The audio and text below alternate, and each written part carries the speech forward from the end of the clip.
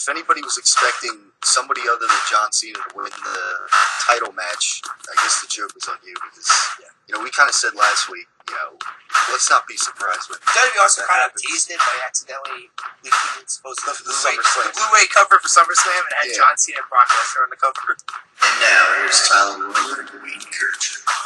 Yep, so like we expected, in before Money in the Bank, it looks like the main event is set for SummerSlam.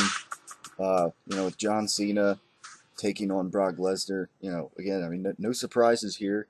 If anybody's shocked or, anybody's disappointed that Cena walked out champion Battleground, then, I guess the joke was on you. But we're going to start the show with our thoughts on Battle. I guess. Did you actually watch Battleground first of all? I did. And for those who are, this is we you really saved your money on that pay-per-view. Yeah. Just by ordering the network. Yeah. I mean, I was on vacation, of course, which is why, last week. And go figure, the week we go on vacation, a lot of big wrestling news happens. Right, yeah. It's always what happens. But, yeah, so last week we didn't have a great wrestling debate. So this is like a catch-up edition, sort of. Yeah. Going over things that happened with Battleground and, what's been going on Raw the past couple of weeks. But, yeah, I mean, Battleground, generally the vibe I get was, the reception, it was below average pay-per-view. I can understand why. It's a B pay-per-view. There were the international fans that really feel like that. Oh man, I really wish I would have watched this on the network instead of watching it on original, on original pay-per-view essentially. And I can't get mad at those guys because they don't have the network option yet. Yeah. If you're an American crowd and you thought I just wasted $50, you had another option, the $9.99 deal where, because I guess it comes down to the whole Dean Ambrose, Seth Rollins bait and switch they made there. Yeah. Where we never had the match. It was advertised. You had a nice promo actually leading up to the match in that, but don't. It was a nice beatdown. It actually adds more hype to to their match at SummerSlam. Yeah, it does. Yeah, at one point, it ends up out in the parking lot, like Dean Ambrose is coming. Where is he? He's hiding in the trunk of Seth Rollins' vehicle. Yeah, and he has like a crowbar like in his hand or something. Coincidentally, so yeah, you had that. On a high note, the pay-per-view Battleground started off on a real high note. With the 2-3-3 match was actually probably the match of the night. I think easily. The crowd was into it. It was it was exciting, unpredictable. There were multiple finishers, and So yeah, that match definitely delivered, and definitely. It's surprising. I'm kind of shocked that the Wyatts didn't win the belt. Yeah, I thought we had the. Because they can only go with this feud for so long, especially after they lose twice now. Yeah, and they got the first pin too, but the Usos getting the second too. So yeah, and I was watching this on because I wasn't around live. I didn't really have internet or anything. I was watching it on replay on my on a 2x4 iPhone screen, and for watching on that, it was a great match. With headphones plugged in, so hats off to those guys for a great match. Definitely. But after that, it was a little downhill after that. Well, that was the thing there too. I think as soon as they advertised the whole Ambrose Rollins, I'm just like, you're insane after trying to follow that match. Especially with these two guys. These two guys put in a good match. I don't think they can top what the Usos and the Wyatts did. Now, thankfully, this is where the whole bait and switch started. Yeah. Pretty much the entire night. You had pretty much 3 separate brawls between Rollins and Ambrose the entire night. And in a way, it almost felt like those two stole the show just by brawling with each other. Yeah. So, some people were disappointed by that. I guess they're going to wait until SummerSlam to have at least, the first match. Which is a pretty big deal because that's when for a lot of people, that's when their 6-month commitment usually expires. Yeah. So they need people to renew their commitment pretty much. Yeah, so, some people were probably, may have been disappointed by that.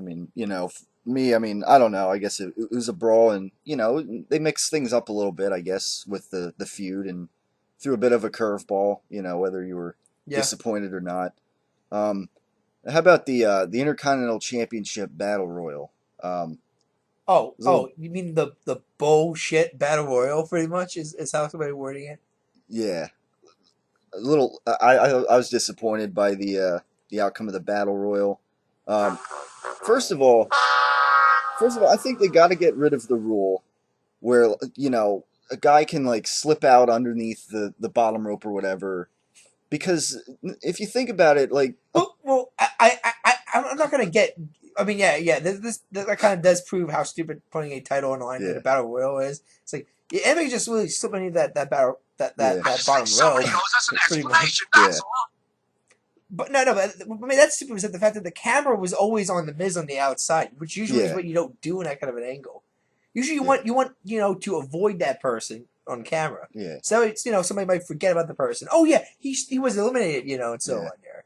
But no, I mean every time I swear to you, they went outside. You see the Miz just waiting. Yeah. And you know what's gonna happen. I knew it as soon as Sheamus and Ziggler died. I knew it was gonna happen as soon as one of them got knocked out. Now, I think Miz was gonna win. No, I mean the story going on is that he's gonna be hyping up his new movie and so on. I don't know.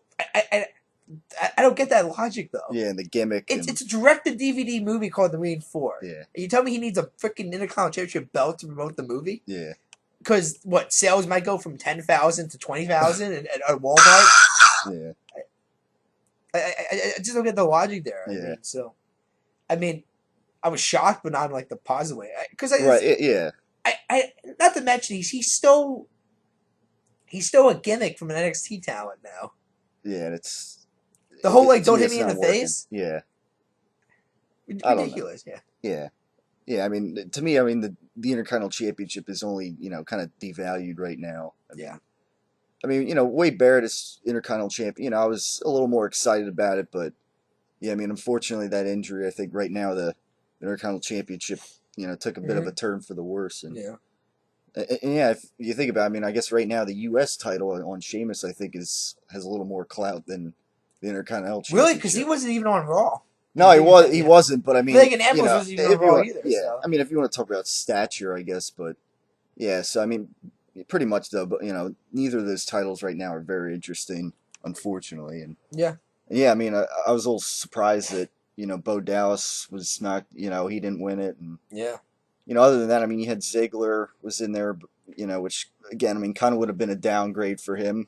Considering his past World Heavyweight Championship. Yeah, but he's been on kind of a losing streak. Yeah, I mean this would have gotten better. That's the thing. That's the thing. Track, like baby. a lot of, a lot of, talent has been lowered in I don't know, but Big E Langston, an Intercontinental Champion, not too long ago. Mm-hmm. Another example, but yeah. So that was that. I mean, not very exciting right now, I guess, with the Intercontinental Championship. I guess you have Bo Dallas kind of supporting the Miz in a sense. On Raw. Well, no. I mean, I thought on SmackDown. Or was it SmackDown? Yeah, no, SmackDown. Bo Dallas has the biggest win that's right. of his career against Dolph Ziggler. Yeah. And you think they're gonna set maybe a triple threat match for at SummerSlam between the Miz, Ziggler, and Dallas, and also on Raw he loses to R-Truth. Out of nowhere. Out of nowhere. Yeah. On a schoolboy pit, yeah. I mean, somebody probably least expect to. Break that winning streak, and it's R-Truth of all people. So, I don't know. I mean, who I thought was just going to be joining the new Nation of Domination apparently. Yeah. That's forming in WWE. Yeah, but yeah, that happens, and then Bo Dallas, kind of like like good job, but then kind of. Going back to maybe that was just more heelish. Maybe that was just done. Maybe it's done on purpose just to finally end this whole he's a heel people. He's supposed to be booing him here, and But but then that's kind of the complexity of the character. Yeah, it is. So it's one of those heels that people are still gonna go along with the the Bo leave. The cheesy inspirational speeches. Yeah, kind of like when Paul Heyman comes out and, ladies and gentlemen, my name is Paul, and people go and say that Paul Heyman, and when he yells Brock Lesnar, when it's coming, he's going to, the fans are going to go Brock Lesnar, and things like that. But, so yeah, I mean, that was, I don't know, that was a bit of a shocker on Raw. I mean, I don't know. Going back to the one match you were talking about on that Battleground was, I don't know, Rusev Swagger. That ended in a count out. Well, that whole match was disappointing. It felt like it was it just didn't feel like an entertaining match. And I would say the cow finish was stupid because obviously it was meant to keep the feud going. Yeah, bit of a hot feud. No, but it's if you watch, the whole point is that Rusev was supposed to like swing Swagger into the pole, but it looks like it was more Swagger just like ran himself into the pole. If you watch the replays, like even the spot was done like almost in a hilarious way. Like this was like as if Rusev, I guess couldn't get enough force to force Swagger into the pole. So Jack's like, oh shit, I got to do this on my own then. So he's like just running himself into the pole pretty much. Yeah. So as hard as he can. Yeah. To try to make Rusev look as strong as he can.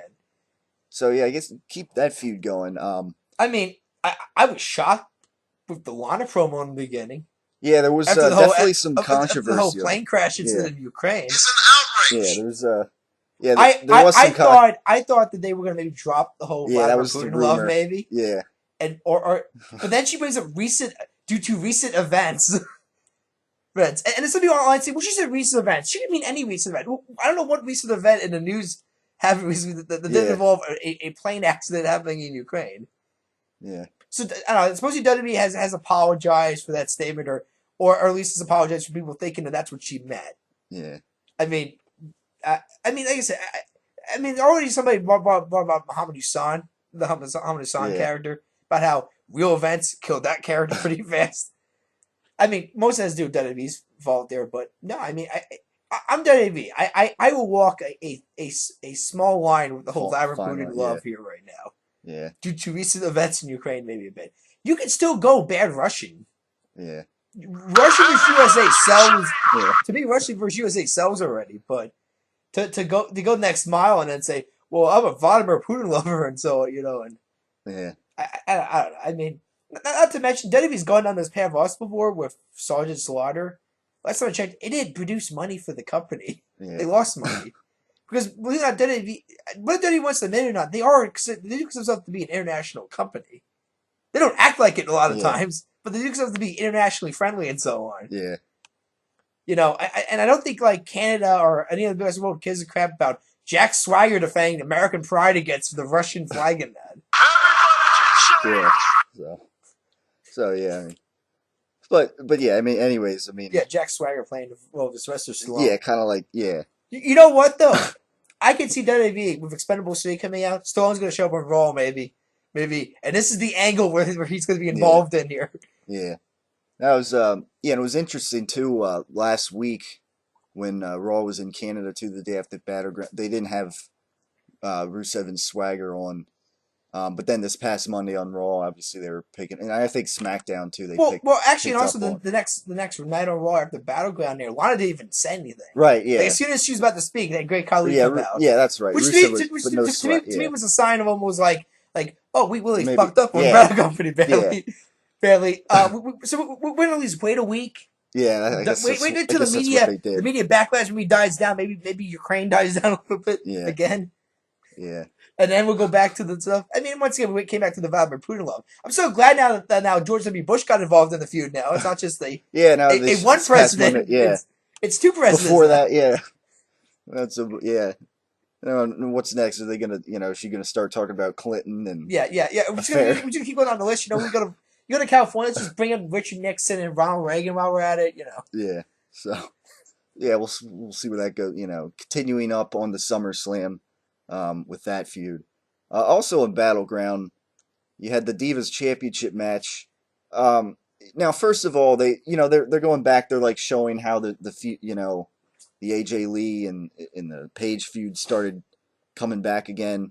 Mm-hmm. And then they cut to the ring, and Paige is already there. We didn't see her entrance, so already it's like, oh well, AJ Lee won the match. It's always like a guarantee that. Mm-hmm. That person's going to lose if they don't get the entrance, you don't get to see their entrance, and then the champ, AJ Lee, comes out. So it's like, already, it's like, oh, well, now, even though I expected AJ Lee to win, thanks for kind of spoiling it here, WWE. Yeah. So then, the match was, I don't know. I mean, I think the one with Paige and, what was it, Naomi at Money in the Bank was actually probably a better match than, I was a little underwhelmed by the Divas match. I'm getting sick and tired of these CM Punk chants every time AJ comes out. Yeah. Because how everybody thinks, oh, AJ Lee came back, now CM Punk's going to come back. Well, no, it's Mrs. CM Punk in the ring right now. I mean, but no, it's just, it's like, but are you kind of insulting the man's wife now? Yeah. I mean, how's that going to make him feel any better here? Yeah. I mean, if I am Punk, this is the perfect time to finally respond to the fans. If I just say, I'm never coming back. You people can't, you should just disrespect my wife now. And then she's in the ring. She has to see these stupid CM Punk chants. Yeah. Chants. You know, like this is my wife, people here. Yeah. Now, and speaking of CM Punk, I don't know if you saw it last week. There was an article that came out, with Kurt Angle, of all guys saying how CM Punk may have, I've been a Kurt Angle fan. What he does in the ring and everything. Despite all the DUI incidents he has at TNA and the drug problems and all that stuff. Yeah, well, that's a whole other thing. But I mean, as far as in the ring, and the whole I'm going to qualify for the 2012 Olympic Games in wrestling. Yeah. But anyways, I'm just joking, Tom. I'm just saying he does have some wires disconnected. Exactly. Maybe retirement is not too far away for this guy. Yeah. But he says how CM Punk, he may leaving like this, he may have jeopardized his future with wrestling the company, and I'm sitting there thinking, as far as we're concerned, CM Punk probably doesn't care because essentially he's retired from wrestling. Yeah. There's actually an interview he did. Once he's done, he's done. He hosted like a red carpet, like it was the AP, like some entertainment awards. It was like some small music awards thing, and he did the red carpet. And actually, somebody came up to me and asked him there. It's like, yeah, we haven't really heard about you the last 6 months or anything like at all. Yeah.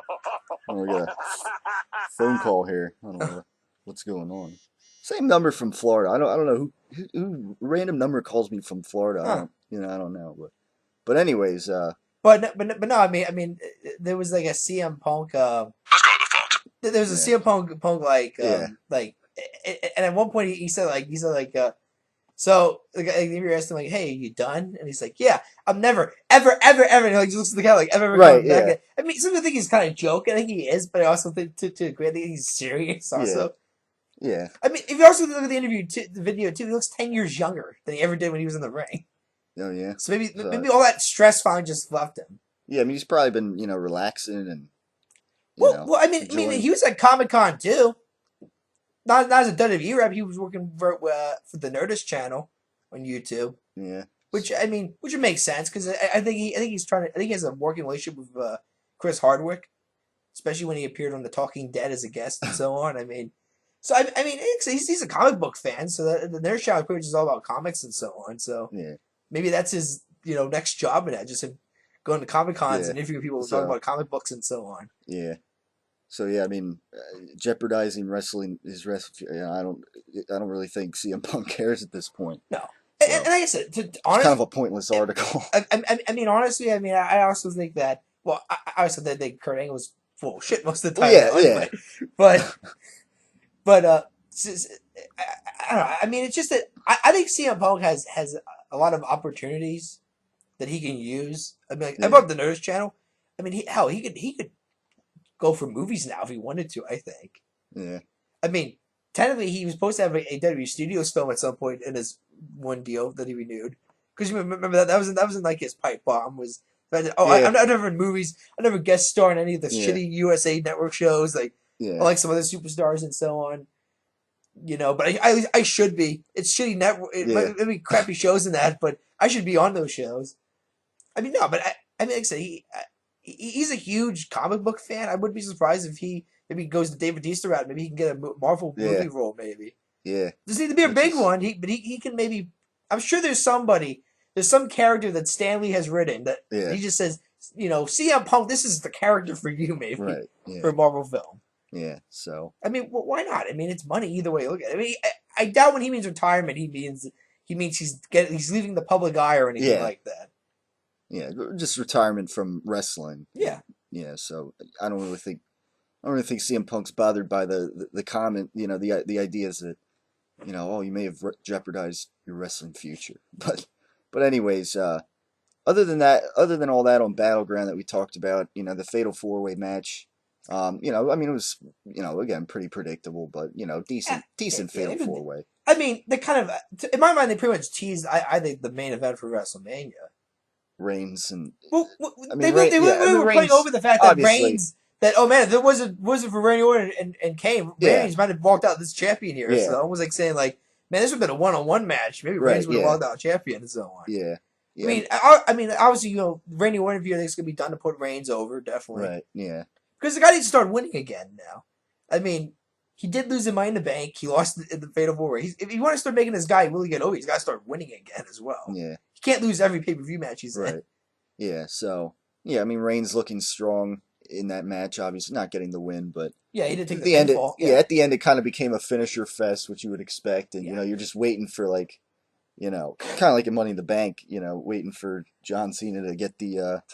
Just waiting for him to show the nail up. in the coffin and nobody else around to break up the pin. It's the stupid thing about the whole Rollins Ambrose thing. They kind of threw out that element of Rollins there as soon as he left the building. Right. Yeah. You know what I mean? Now, because now it's just like, okay, well, because there was some people saying online, like, I think they actually might have Rollins actually cash it in here just to shock people maybe a bit. Because the whole originally when the Summerslam promo leaked for Cena Lesnar, it said they hyped up the match and that as being the main event of the show, but never once in the promo did they mentioned this was for the WWE So-and-So Championship and that. Yeah. So then somebody came to this conclusion of maybe they'll have Rollins cash in, maybe him and Ambrose will face each other at SummerSlam for the belt. Maybe that's like Rollins' first challenge or something. Yeah. They're not going to main event the show because it's not bigger than Cena Lesnar, but no, I mean, obviously, still want the whole Lesnar's going to be fighting for the title and so on. I mean, I you would have had to think that like what else would they why would they brought Lesnar back just to face Cena in a non-time? I don't know, but obviously try to maybe add more subscribers. Yeah. It's all about adding subscribers now. Creatively, yeah. But I mean, as far as you've been following the WWE logic here, it feels like they're always advertising it as you can only watch pay-per-views now on the network now. Yeah. Even though that's not true. You can still watch it on satellite companies and providers and such. Just that I guess the company doesn't, it's not going to advertise that anymore. Yeah. It's just only on the WWE network now. Apparently, you can watch these shows. Yeah. And so I mean, but I mean, creatively, I mean, obviously, bringing Lesnar back, this was a good way to, bring him back here with the title and as John Cena's champion. So, so yeah, that's and of course, last week on Raw, Cena was not there. People were suspecting, before Battleground, I didn't fall for it that, Cena's not advertised for the Raw the day after Battleground, so maybe he's not winning the championship, and I didn't buy that first. But I mean, he went on the film movie. I believe the movie's called Trainwreck. Yeah. I don't know what the plot of the movie is. I forget, but actually, look at the photos. I believe Cena is playing the villain in this. Yeah, movie. I did hear. Yeah, he's playing. And the villain. fact, photos we've done of him having rolling gang tattoos on him. Like it looks like PG. Yeah. It looks like if Cena was villain in wrestling, this is what he would look like. He started rolling tattoos and dress all gangster like and so on. Yeah. So definitely an interesting turn there, at least for Cena in a movie role. But it's both. He's got multiple movie roles. I mean, there's been talk that he's really looking more towards movies now because I think he's starting to realize that he's getting He's 37 years old here. He can't keep going the rate he's going at. Right. Yeah. And assume that his body's not going to eventually say, "No, dude, you can't keep going this route anymore." Yeah. So I mean. And maybe this is where John Cena, maybe in reality, comes to the conclusion here. Maybe I should owe Dwayne "The Rock" Johnson an apology here for going off the movies then. Yeah. Due to the mental and physical breakdown that wrestling has put on my body now. Yeah. I mean, like I said, that's just where hypocrisy comes in then. Yeah. I mean, I think John Cena's maybe jealous that Dave Bautista kind of got his first big movie role before John Cena did. Yeah. I mean, like I said, Guardians of the Galaxy is going to have a sequel, too. So now Dave Bautista's in a franchise now. Yeah. That's going to probably make hundreds of millions of dollars there. More than any film John Cena's been in. So. Yeah, so. I find it hilarious that Dave Bautista is might be the second biggest movie star in the company behind The Rock maybe now. Yeah. So last week then Cena wasn't there, but in came, Brock Lesnar. And so, so Orton was, I guess supposedly supposed to get that title match from Triple H, but then that's how they were having it up. Roman Reigns comes out, brawls, and Triple H is kind of just he's stuck. He doesn't know what to oh do. Crap, yeah. So then out comes Paul Heyman and tells about Plan C. Yep, Plan C. Brings out Lesnar, Paul Heyman with a great promo there. Obviously, one of his group. The guy can never do a bad promo. Yeah. He actually did it. He was on the Comic Con. More alacrity than ever. Paul Heyman was on the Comic Con panel with Hulk Hogan and Daniel Bryan and that. He got introduced. And I should say, Michael was about to introduce Paul Heyman in the panel, and all of a sudden Paul Heyman introduced himself, and he said, and then all of a sudden he points like at the edge and goes, "And my client Brock," and basically getting excited. All of a sudden he goes, "He's not here." Yeah. So and then Triple H, after all that, shook Lesnar's hand, and here we go. You got the job at SummerSlam against John Cena, and of course, this week on Raw, that whole thing played up on Orton getting his opportunity, cost by Roman Reigns. Yeah. Reigns supposed to have a match with Kane, but then Orton comes out and just obliterates Roman Reigns. Yeah, I mean, I'm so glad that Randy Orton now is a badass again. Yeah, I mean, it's amazing. All you gotta do to piss Randy Orton off to the point where he can beat people up now is you take away his title shot and he gets all frustrated now to the point. I thought it was funny. I don't know if you noticed when he was taking apart the announce table. How it felt. He was about to. Well, he was like removing the papers, and then he was about to scrape. I guess was it Michael Cole's iPad off the? Yeah. And he's like, "Oh, wait a minute! Look, you just got."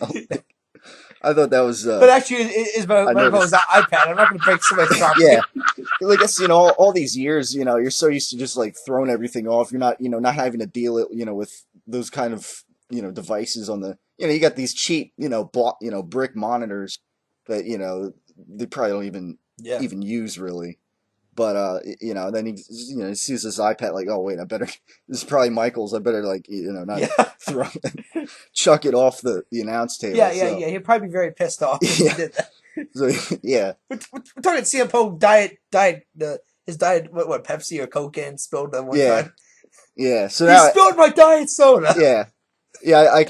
So I really caught that. So every time somebody takes apart an announce table, I'm really gonna look close and see if they catch that, if there's some kind of expensive device like that on it, an iPad on it. But anyways, so yeah, I mean, he takes. Chuck that, Randy. How the hell am I going to show people how to download the WWE app and all that stuff? Yeah. Yeah, that would have been a nice opportunity to for a plug there. It's oh wait, while he's taking apart the announce table, go here on the go in the app to get a special. Or Michael Cole could have taken it if you want the WWE app, and that would have been a good. There's actually a funny behind the scene kind of video that is leaked online where it shows Michael Cole literally yelling at Vince McMahon or supposedly what happened is Vince wants him to keep talking about the app, plugging the app. And I was like, really? I just talked about the damn app 20 times in the show already. I don't want to talk about it anymore. Yeah. Even during the Comic-Con panel, if you watch the full Comic-Con panel with WWE, Michael Cole even starts getting to the point here where he's plugging WWE Network stuff. He's saying, yes, once again, here's another cheap plug for WWE Network that you can get for $9.99 per month and so on. Yeah.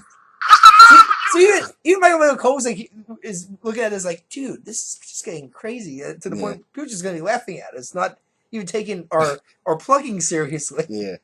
So then Randy Orton, proceeded to RKO Roman Reigns on the table, not once but twice, because the first time, the table didn't break. The second one just looked brutal, the impact, Orton, looked like Orton felt it, and it just looked, oh my God! One of the better, announce table breakages, I guess, in recent memory there. So probably just got Roman pissed Reigns, and did break the first time. Yeah. So just okay, I guess I got to do it harder this time. Yeah, it's not the first time that's happened, I think, too. But the second time, you can find a montage of table breaking botches. Yeah, especially with Orton, an RKO. A lot of times the first one doesn't work, and he, But it was that one classic match where Orton faced Kane in a WrestleMania rematch on SmackDown, and I think the announce table fell over on its side when he was on top of it. Tries not to laugh. It's ridiculous. Yeah, but yeah. So, anyways, I mean, that leaves Roman Reigns, incapacitated for the first time in weeks. I think so. Yeah, I think it was a good. It's the first time his career has actually gotten his ass for a long time. Yeah, I mean, Roman Reigns has been minus protected very well. Right? Yeah, he's been dominant. He's been standing tall on Raw for most of the past several weeks. Supposedly this Orton feud's going to be a very lengthy feud. Like this is so Reigns has something to do, I guess, leading up to the Rumble, and this is so they give Orton something to do leading up to wherever Orton's doing after this. I don't know. So I mean, and this feud was kind of. This feud has kind of been going on since like May in a sense, at least like in house shows they've been facing each other and stuff like that. The one in June, last month we saw. Yeah. So I mean, it was bound to happen eventually, but now it's like now it's really picking up now that Money in the Bank and all these multi-man world championship matches are kind of behind us now. And the fact that Orton's kind of no longer looked at as the face of the Authority to a degree. Yeah. So now that feud's kind of revving up here as we head to Summerslam. Of course, for the past 2 weeks, that was not the main feud on Raw. Either was Brock Lesnar or John Cena.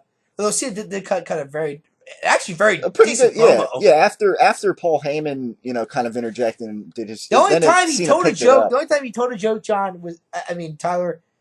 Cena told a joke was when he told Cesaro that he will wrestle circles around him. I laughed my ass off when he said that comment. Yeah, it's kind of funny how Cesaro, like the whole idea that Cena can't wrestle, that's like not a kayfabe thing, because obviously Cena's been the face of the company. He's 15-time world. It's kind of funny how like something that's like not kayfabe kind of gets brought up, and then in kayfabe, like Cena's like, I'll wrestle circles around you, and stuff like that. They had a good, obviously. Well, I think people looked at that to the degree that it was like, oh, Cena can't wrestle. It was that, oh, Cena's not a better wrestler than Cesaro. Yeah, exactly. Yeah, not best on athletic ability or anything. As far as like having it down to a science and everything. But I mean, and I'm pretty sure John Cena would admit that in an interview that Cesaro is a way better technical wrestler than him.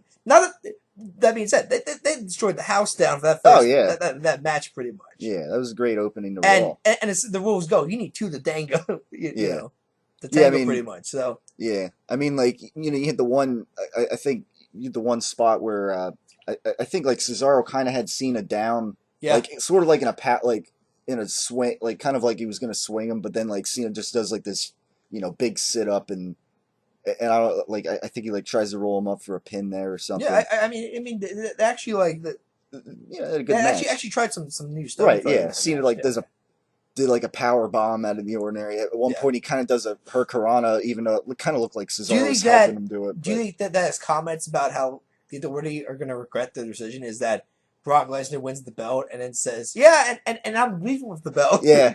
And it's just like Troy's going, "Oh shit! Well, I guess we don't have a championship for a couple of months then." Yeah, I thought that was kind of funny how they kind of pointed that out, and I mean, like you expect, like Cena, like Lesnar only cares about himself, and but I'm that kind of thing. I think that's clear knowledge that Brock Lesnar's clearly just doing this for money. Yeah, I mean that's been clear knowledge there. That being said, there, in other words, John Cena there. When you're Brock Lesnar, you can do that. Yeah, exactly. I mean, he's a big draw for the paper. The network. He's a legitimate badass. Right. Yeah. It was John Cena. He will get his ass kicked at SummerSlam.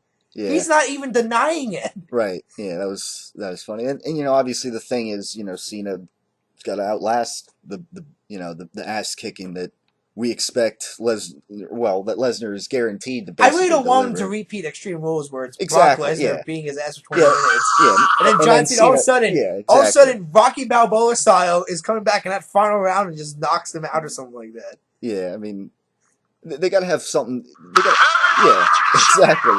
They got to have like some kind of match here where it's not so one-sided and one-sided beatdown like Extreme Rules was. I mean, yeah. So, maybe we'll actually have a match this time, and, Lesnar coming off breaking the streak at WrestleMania, winning the title here. And again, eventually down the road, I mean, we'll see how it all pans out, with all the dates that, Lesnar has to work and, how often they're going to have him on. Mm-hmm. It'll be interesting to see, maybe who gets the titles off Lesnar. Notice how I say titles because it's still 2 belts and... Yeah. It gives Cena, I guess, sort of a reason to wear him like a necklace around his neck, and even pointed at. I think in that promo, he said, nobody's gonna take these titles from my neck, and because normally it's waste or whatever. But since it's I thought that was kind of fun. I kind of laughed at that when that happened. So yeah, I mean that main event set. Lesnar not there on TV this week, so maybe next week will be the first encounter. Maybe not. Maybe I think John Cena goes filming for additional scenes for Trainwreck next Monday. Oh yes. I don't think Cena's going to be there. I'm pretty sure Brock Lesnar will be there next week. So I think the only one-on-one showdown will be at the final Raw before SummerSlam probably. Yeah, that's interesting. Maybe I don't know. Maybe it'll be one of those contract signings again. I don't know. Maybe with Paul Heyman there this time to assist. I don't know. Yeah. Maybe that contract signing will go a little bit more smooth on the mic than the Extreme Rules. Yeah, one. I mean, given Paul Heyman will be there. Yeah, I mean, I don't know. So I mean, we'll play it by ear, see what happens. I mean, they still got a few more weeks of Raw, I guess, until that. But anyway, actually, 2 more Raws, I guess. Only. Yeah. Well, 2 more Raws till SummerSlam, and then then it's like I said, after SummerSlam, all you got left is Night of Champions, Hell in a Cell, Survivor Series, TLC, and then you got the Rumble. Yeah. So you only got 4 reviews before WrestleMania really officially. At least hyping it up starts officially then. So it won't be long until we'll be talking about Mania essentially, and who's going to win the Rumble and so on. Yeah. Yeah, I think on Raw, I think even JBL was getting a little flustered with how times he's I forget who he was talking about. It's just something it's just like the beatdown or whatever that so and so gave so and so at Money in the Bank, or I mean the last pay-per-view. I don't know if you caught that, but he forgot he couldn't think of what the Battleground. Yeah. I thought that was funny. Mm-hmm.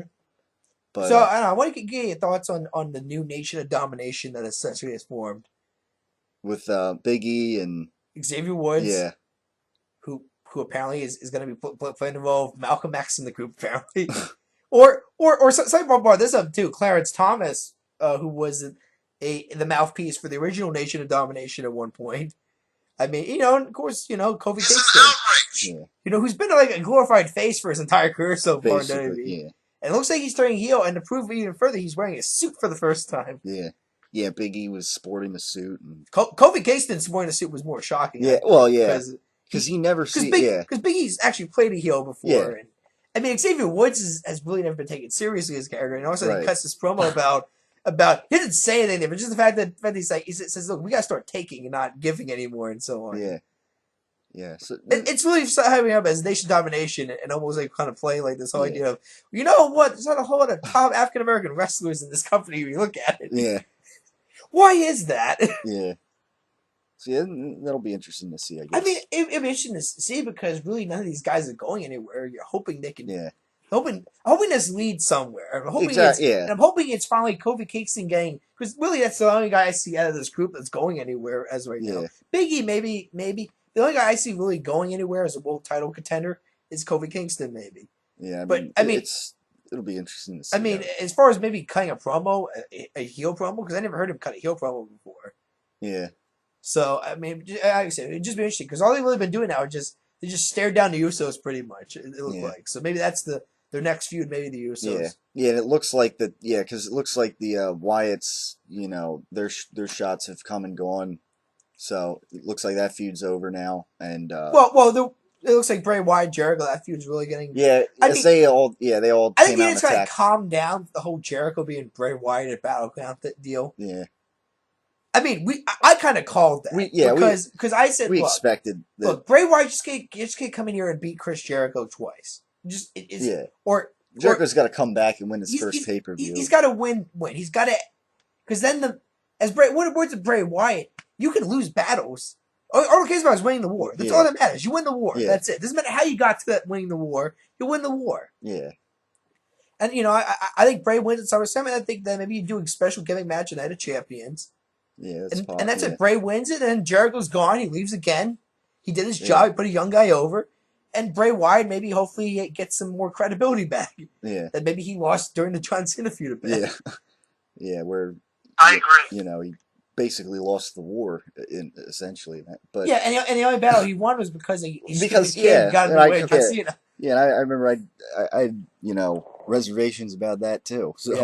So I mean that that feud. And yeah, as far as the tag team, championship, I mean, you had Ryback, lose to the Usos, and so yeah, it doesn't quite. Stardust and Goldust doing these segments here. Yeah, you hope they're going somewhere with that character. But yeah, so it'll be interesting to see how this, kind of like new Nation of Domination thing plays out. I mean, I'm interested in that because I'm curious what Kofi Kingston does as a heel. I'm more interested in that than Stardust, and so yeah, that'll be interesting. Yeah, Kofi Kingston is a heel for the first time in his WWE career, so yeah, that should be interesting as well. But obviously the biggest angle, the biggest angle that this company has done the past 2 weeks we're getting around to does not involve male superstars. In fact, it involves divas actually. Yeah.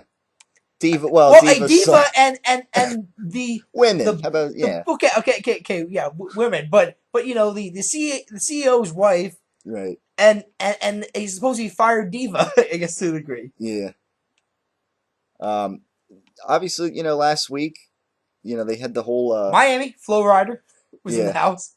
Yeah, I mean, I didn't even said a promo because Triple H was hyping up the whole announcement deal, and that Flow Rider was like, yeah, I want to face John Cena for the championship.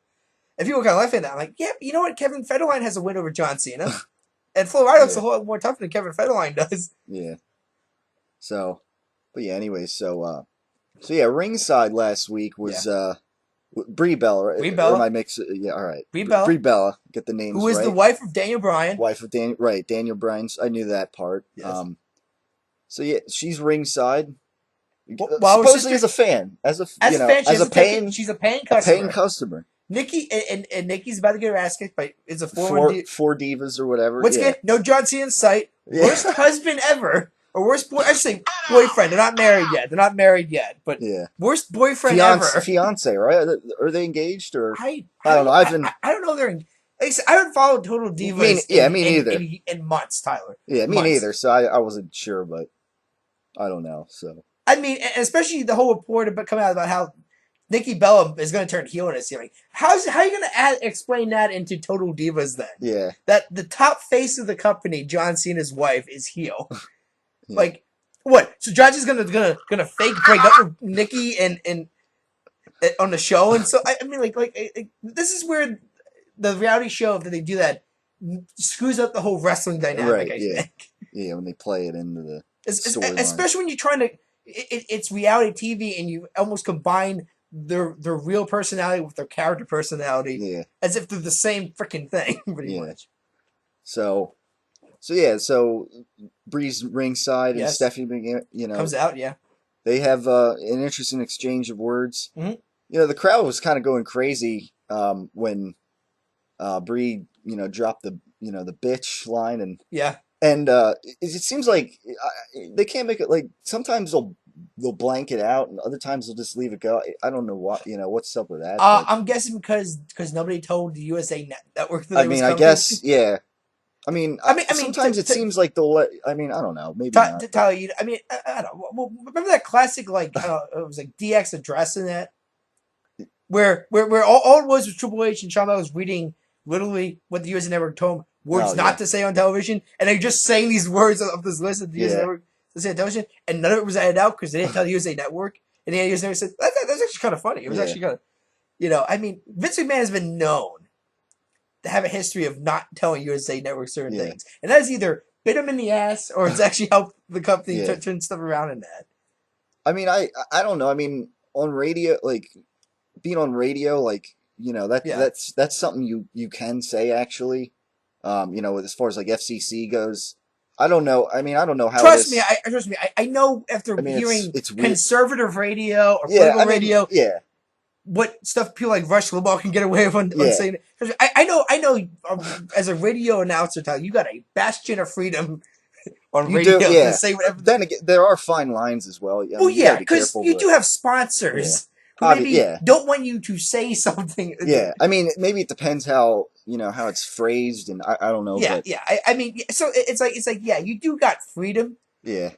But you also got to walk that fine line and fence like anybody else does from television and so on. Yeah.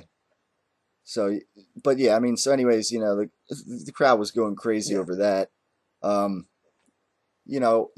So yeah, I mean, essentially, now where this has led to, Stephanie McMahon getting arrested last week, slapping Brie, who is a fan, a paying customer. You can't slap a fan apparently. Yeah.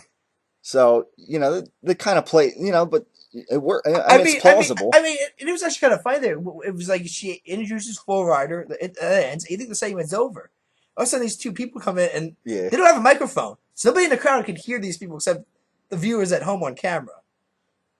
And just the whole did you slap Brie Bella? And she's like, yeah. Madam, in Florida, that's considered battery. You got to come down to prison, the Joe of us, and get talked to. Yeah. So that was interesting. Triple H, coming to her. This is a career decision here. Guys. So whatever. Yeah, Triple H Bridges comments. Oh, is that a hybrid? Yeah. So that'll be So no. The funny Triple H line was when him and Joey Mercury. Yeah. We actually have you noticed that the guys that they bring out are Joey Mercury, Finlay, and Jamie Noble, three former wrestlers for the company that are just working as agents now, pretty much. And something when I was up there, are these the new Three Stooges? Is this the new Pat Patterson, Gerald Briscoe, pretty much, of Triple H? I mean, honestly, I'm not because I think everybody knows by now. I think people know. Oh man, that's Joey Mercury. He still works for this company here, not as a wrestler, but as a backstage talent and so on. But no, I thought that was funny because it's like, Joey's saying, I gotta go, Joey, I gotta go. And Joey's like, what about the announcement? It's like, Joey, it's his family. Yeah. And all of a sudden, he goes, on the other hand, though, she's trying to get processed, right? Yeah. and you hear the crowd laughing, and even I was laughing because it was done perfectly. It was like almost straight out of the Attitude Era humor to a degree. Yeah. And then the lawyer's gonna show up, and that could take 15 minutes. And Joey's like, yeah, you can just get the car, started. Then when you do your announcement, you just walk in it. You can go, Yeah. I don't know. I actually was laughing my ass off in that segment. Yeah. Because it was done perfectly. Yeah, that was pretty good. So yeah, Stephanie McMahon gets taken to jail, I guess, and yep. And then that brought us to this Monday on Raw. The closing segment, essentially, first time in a long time is. Probably not women. Just the Trish Stratus Lita feuds. Right, where you have a diva feud closing episode of Raw. Yeah. So basically that sets up a big match with Stephanie McMahon and who has not been in the ring since 2003. And she was, it was funny. And her opponent was Vince McMahon, I believe, too. Yeah. So playing that up. I mean. Too, I haven't wrestled in 10 years, and Stephanie McMahon pretending to be, very apprehensive about this, and then eventually she just slaps Brie Bella or whatever, at the very hell out of her. Yeah, and just that was all fake, in kayfabe fake act, Also, Brie comes in and another, I'm going to make you my bitch. And, another, USA probably did not see that coming again. And, PG? Yeah. What PG? Yeah. So, yeah. A bitch could mean many things. So that was, It could be a dog for all we know. Yeah. And, turning in a little bit of a brawl at the end, and, fans. Sure enough, the guys that come down. Finlay, Jamie Noble, and Joey Mercury. Yeah. So, I mean, family. The Three Stooges of the backstage hands are coming down. Yeah. Now, Finlay would have to be, Finlay would be curly, I think, if you think about it. Yeah. And Jamie Noble, I don't know, between that. None of them have, the curly hair short. for Larry. He's a short guy, Jamie Noble. Yeah. So he was the former cruiserweight champion at one point. But Finlay would probably have to definitely be the curly. But anyway, he's doing quite well for suffering a creating neck injury to Sheamus. Yeah.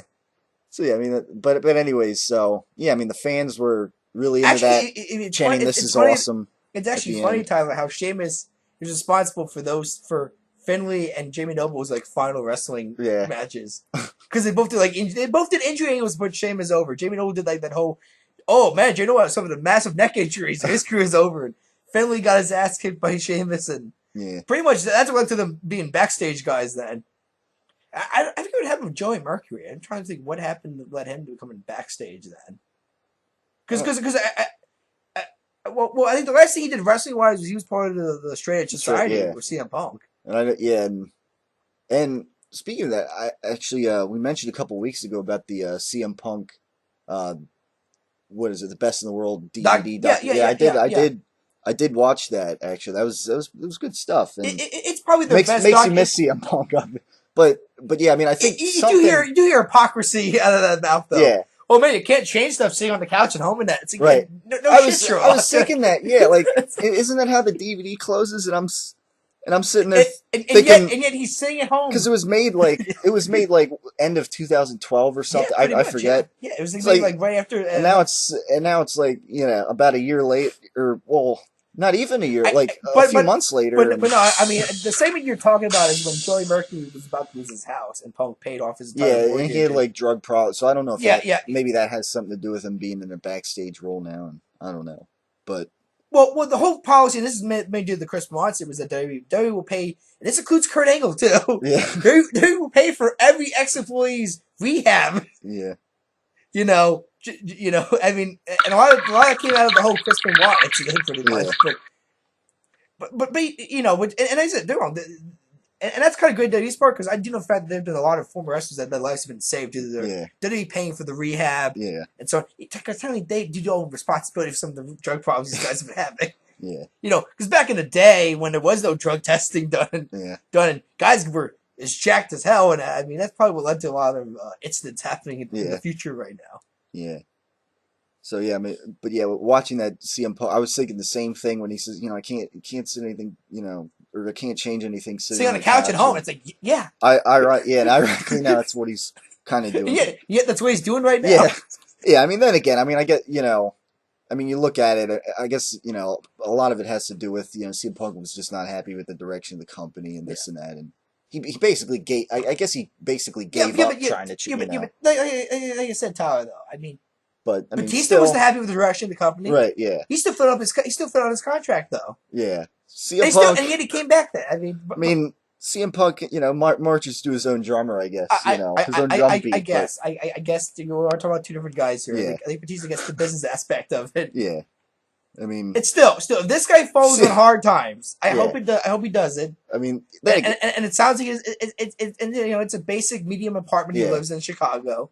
It's not like the fortress that Cena lives in right now down in Florida. Yeah, I mean, the idea is that, financially CM Punk saved a lot of money. And he doesn't spend a lot, Yeah, I think even in the DVD that's mentioned too, like, it's about how much you save and stuff.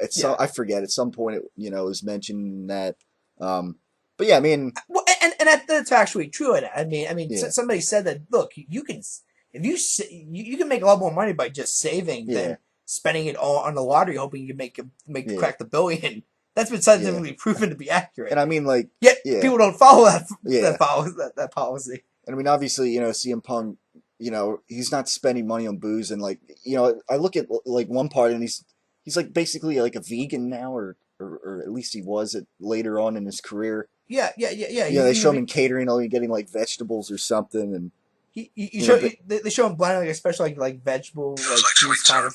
Yeah, no sweet and sour pork or anything like that. So I mean, the guy seems like a wise spender, but then again, I mean, him like quitting the company the way he did, basically, I guess doesn't come as a huge surprise to me, considering he's the guy that cut that big pipe bomb promo the way he kind of. So. That's that, but a little bit of hypocrisy in a way. The irony of that. But keep in mind though, he would not be getting additional jobs if it wasn't for that promo the company let him cut. Exactly. Yeah, I mean that took his career to a new level. How keeps in mind too. The reason why he's getting maybe offers now is because of what the company did for him. Right. Yeah. Because they could have just said, "Okay, well, don't hit yourself on the way out." Yeah. We don't need you, Punk. We never used you before. Why start now? Yeah, obviously, yeah. I mean, that's the hypocrisy comes into my mind. It's like, who created this CM Punk brand and got it like popular to a degree? Right. It wasn't Punk. It was going to be allowing Punk to start acting maybe like how he does maybe in real life to the degree. Yeah. Yeah, to say what he wanted, Yeah, to say what you want to what say. was inside, kind of in real life, and yeah, make it work in the storyline. Yeah. So yeah, I mean, that for his career in WWE and outside his career, that promo obviously, was monumental in opening the doors for him, I guess in that sense. So yeah, that's that. Other than that, I mean, TNA apparently might lose their TV contract with Spike TV Looks supposedly has given them. Cause I think their current deal expires in October. Yeah. And supposedly they give them this much of a notice. They have time to find a new deal. That's a very low possibility at the moment because of the fact that WWE got a shitty deal at USA when they renewed it, and that's WWE. So, and second, I don't know how many legitimate cable companies are going to want a wrestling product on their program or integrate, especially a very low class one and so on. I mean, I think people getting things confused though. Their deal is not going to get renewed. Their current deal. That's all Willie Spike has said. Yeah. So I mean, they're not really canceled. What could one thing that could definitely happen is Spike might buy TNA off of Dixie Carter. They might pull a WCW to the degree. Because back in the day, Crockett Promotions owned WCW, but then they got in financial trouble, and then Ted Turner came in, or Turner Broadcasting, and said, well, I'll just buy it from you. And that actually turned to be a positive for wrestling, because Ted Turner, multi-billion-dollar, billionaire there, then said, I'm going to start spending a shitload of money on this wrestling product. And that's when we got the Monday Night War starting then, eventually. So that actually might be a positive maybe to the degree. But, I mean, if I look at it this way, while it's funny to laugh at this company's 12 years of failure, because really, they've been on for 12 years, and there's been no progress and growth at all in this company. They've been pretty much the same location they've been in for the past 12 years.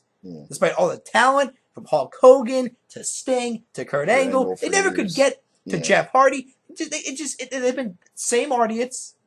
They have a loyal audience, but they never could grow that audience. It felt like they're always in the same area.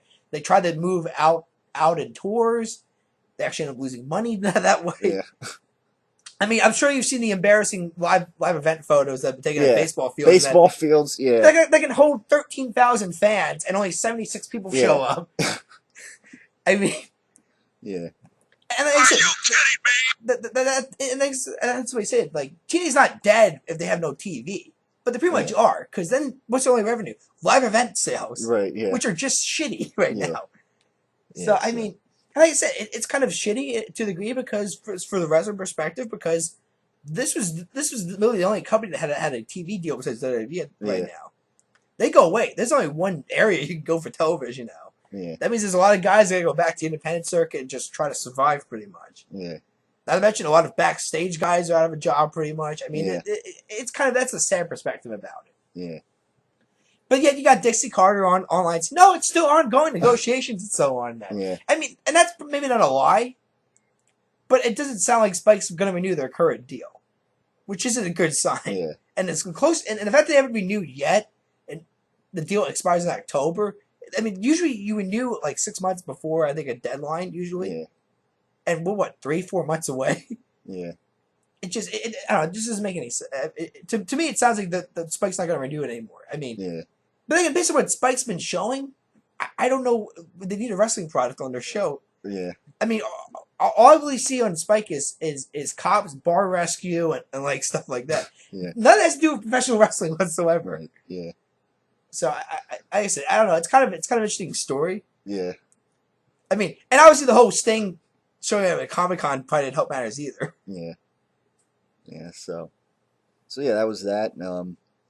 And I read a story last week too that Vince apparently, like, they're trying to cut back on some like behind the scenes expenses as well. Yeah, definitely. And there was a story that came out that, that I guess he let go of some of the production crew. Yeah. That set up and like there's like a bus that that would transport them, and now apparently they have to transport themselves. And they don't get paid a whole lot. Yeah, exactly. So so they really can't afford their own transportation. And apparently, and I mean the story like points out how like you know they'll probably get less rest as a result of this, and which could lead to maybe I don't know bad setting up. I mean, the last thing you want is like the pyrotechnics to get set up in the wrong place or something, and like the last thing you want is someone to pull an Undertaker and get destroyed by the pyro on a stage there. Yeah, they get like third-degree burns or something like that. Yeah, or it, like shoots into the crowd. I don't know, but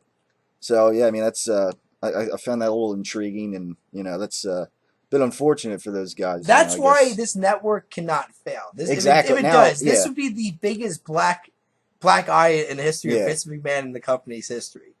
I mean, we're talking bigger than the XFL, bigger than that Times Square restaurant that fell apart. I mean, because nobody really got fired over the XFL. All it proved is that wrestling and football don't go together pretty much.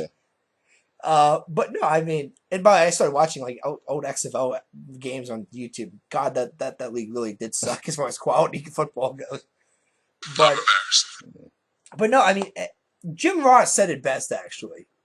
He said, pending on the Impact TNA Impact Spike TV announcement about Spike dropping Impact possibly to the network numbers not coming in as well this Thursday. Thursday, this might be maybe the worst week in the history of the wrestling business. Keyword, wrestling business in years, according to Jim Ross. The fact that WWE already has a shitty USA deal, it was lower than what they wanted. It was lower than even their current deal. They almost had to accept the bare minimum from USA to the degree. It's a very scary time for the business, I guess you could say. Yeah, definitely in the past week. Since we did the last edition of the Great Wrestling Debate, it's definitely been dramatic, certainly. So, but just thought they have a guy like Jim Ross going on his blog and saying, "Look, this could easily maybe the biggest, like, maybe the worst, like as far as economically speaking for the business in years." And when he means years, he means like years, like maybe like 1995 WWE years where they almost went out of business because of WCW and so on. But no, I mean, like I said, I think WWE is not in financial trouble. Not to the extent that TNA's in trouble. Because I really do think, like I said, TNA loses their deal. That's it. They're done. The company's done. They folded. And everybody's going to say, well, great, WWE can just pick up some talent. I don't think he wants to pick up a Bobby Roode. I wish they would pick up Bobby Roode. The guy's got talent. The guy, at least get signed to an NXT development deal and so on. I mean, I think the guy has that look that you want. People say, well, great, you can sign Kurt Angle. How do they want to sign, drugged up, alcoholic Kurt Angle? I don't know. I mean, Kurt Angle has already said that, has already banged himself up to the degree where he said now he's not going to do a moonsault in the ring anymore. Because it destroys his knees too much. Thank God. He should have stopped doing that years ago. I mean, but no, it's just, I don't know. I don't think the company's going to fold, but it definitely is not a happy time in Titan Tower and in Connecticut right now. So exactly. And if you're a fan, you probably should have a right to panic right now. A little bit. So but you know what? I think WWE can. I'm not going to blame them but to a full extent. But they do got to take some blame for maybe the way they rolled out the network right away. I mean, like I said, I'm enjoying the classic stuff. I'm enjoying the free pay-per-view to an extent. The CM Punk documentaries with the I started watching some of the classic Raws. I'm like, I saw the first episode of Raw. I think I'm gonna watch the third episode today. I mean, obviously the quality of Raw was not as great back then. It was only an hour show. You only had 4 matches. Most of them were jobber matches too. But you got Shawn Michaels, you got Macho Man on commentary, who's hilarious on commentary. You had Doink the Clown as a heel, the evil clown character that he played in the beginning. You got Crush coming out saying "bra" a lot. Hey, come on, bra! Why do you pick on the kids a lot, bra? So I don't know. I mean, like I said, if you're a wrestling fan right now, it's not the hot. If the Attitude Era was the peak, we're getting close to the trough, pretty much. as far as we're pretty much down maybe to the last bit of fans that still stay with the product to a degree. I mean, and like I said, will we see a growth again, like you saw that year, or are we all going to the end of the wrestling industry as a whole? Maybe as far as being a international product. I mean, obviously it's not going to go away. Internet. I think it's you're still going to have the independent circuit to go to. But wrestling might just go back to just how it started, just being in high school gyms. Yeah, and that's it. Which means it's not a career anymore. It's just if you want to be a professional wrestler, it's not a full-time career. It's a part-time job, maybe. Yeah. So yeah, it is a gloomy time here with the world of wrestling. So we're on the road to SummerSlam now. Hopefully, maybe things pick up a little. I don't know. But like I said, next week we're gonna get the numbers. We'll see. We'll actually get solid. I would see how the stock reacts. Obviously, last time it happened, Vince McMahon lost $300 million in one day. And Stephanie sold all her shares before it happened, so she actually got away with some money. Yeah. But no, I don't know. I mean, we'll see. I mean, I mean, this Saturday I'm gonna be watching Guardians of the Galaxy, folks. So. Might do a small review. I'm not gonna spoil the whole movie. Right. Yeah. But I might get my thoughts on how Dave Bautista did in his role as Drax the Destroyer. Yeah. And probably go over the numbers, go over Raw, see where this whole Brie Bella Stephanie McMahon feud is going. Because clearly, you would think this is the main event of SummerSlam at the Master Episodes of Raw. Yeah, it was a decent episode of Raw's past. And like I said, the fact that John Cena is not going to be a no-show again, it might be the main focal again for the episode of Raw.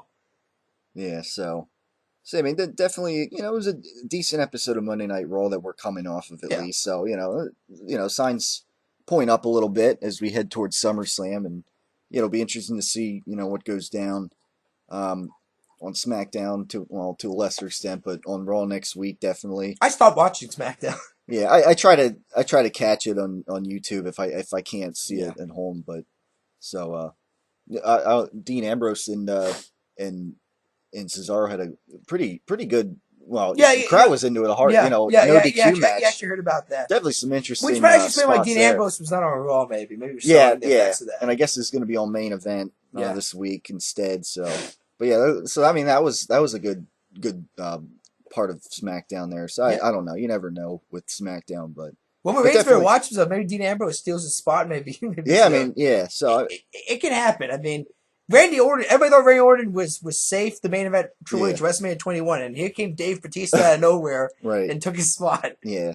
So yeah, I mean, it'll be interesting to see what goes down next week in WWE, and then we'll kind of recap and talk about that on the Great Wrestling Debate next week, as always. So thanks for tuning in as always. Subscribe if you're not already subscribed, and stay tuned for next week on the Great Wrestling Debate.